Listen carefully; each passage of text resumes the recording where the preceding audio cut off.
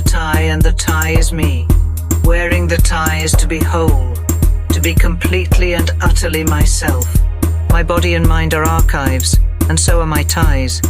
These aesthetic innovations mirror the amygdala, the record of memory and emotional drive, the connection to decision-making and choices.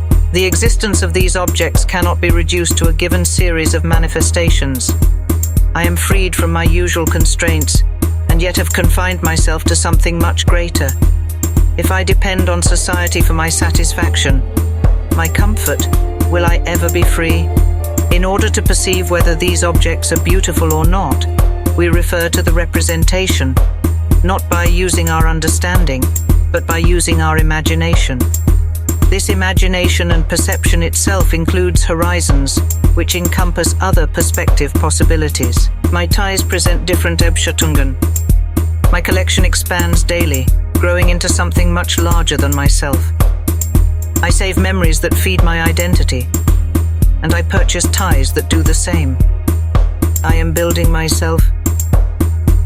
Each tie is connected to memory, to taste, and preference, but also to the external as well as the internal. They become a record of experience and history. They demonstrate attributes not socially showcased by people like me. They are a test. The density of the material is expressed through a narrative. We are creatures that seek meaning and explanation. I, too, am one of these creatures, using ties to document moments and places, a technique to trigger value and spark memory. The ties are an expression of freedom and truth, but are equally a method to constrict and exclude. They suffocate me, and I beg for release. I must remain indifferent, unaffected. I am fine. To be aware of what is, I must first stop struggling after something I am not. What is the content of our life? Is there any breaking of the pattern? Or is the pattern or mold being repeated over and over and over again? One's constant, concentrated habits seem so difficult to break. The habit of thought, of expectation, the habit of one's everyday life.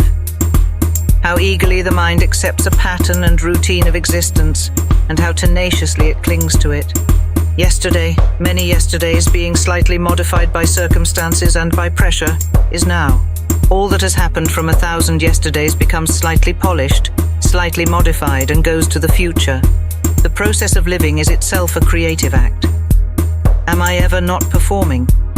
What role am I playing by placing these ties around my neck? These pieces of fabric mean too much, say too much.